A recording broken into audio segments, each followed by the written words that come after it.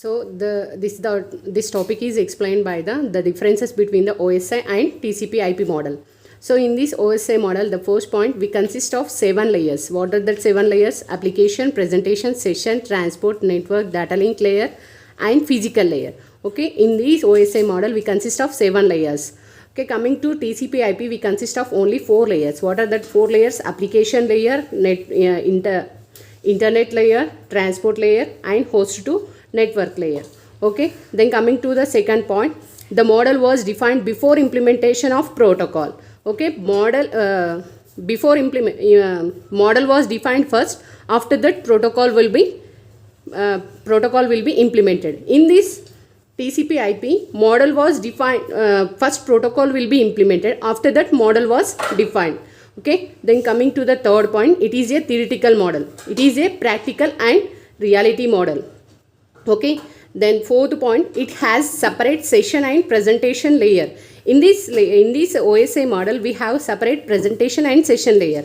Then coming to the TCP/IP, the session and presentation layer are both explained in the one layer, that is called as application layer. Okay, so in the TCP/IP, the presentation and session layer are both present in the application layer only. Okay, then in OSI layer, it provides the both services like connection oriented services and connectionless services by the network layer. Okay, in TCP/IP, it provides only connectionless services. It doesn't provide the connection oriented services. Okay, it clearly explained the between the protocols, interfaces, and services. OSI layer clearly distinguishes between the protocols, interfaces, and services. TCP/IP does not clearly distinguish between the protocols, interfaces, and services. Okay, in the OSI model, the model comes first, then protocol. We already learned the second point, same like this. The model will be explained first, after that protocol will be defined. Here the protocol comes first, after that the model was defined.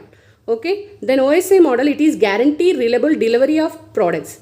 Because of it is a connection oriented services, so we have the guarantee to send the packet from sender to receiver.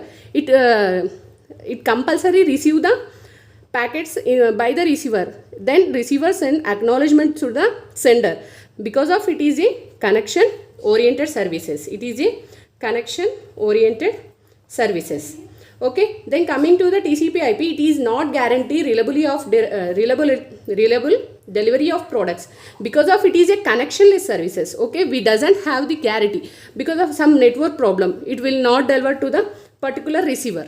Okay, so it is guarantee to reliable delivery of products because of it is a connection oriented services. It is not guarantee. It is a connectionless services. Some network problems are there. Okay, receiver are not receiving the packets perfectly. Okay, next, in OSI reference model, it is strictly layer because of the 7 layers are arranged in the order. Okay, so one by one it is arranged in the order. It is a strictly layer. It is loosely layered structure. Why? Because the 4 layers are doesn't arranged in the order. Which layer, if you want to set first layer into the second position, second layer into the third position. So that's why it is called as loosely layered structure. But in the OSI model, 7 layers are strictly arranged in the order. Okay, then last and final topic, final point, easy to add the new technology. Because of it is strictly layered, so we can easy to add the new technology in the OSI model. Okay, it is difficult to add the new technology because of it is a loose layered structure. Okay, TCP/IP loose layer structure. That's why we can difficult to add the new technology.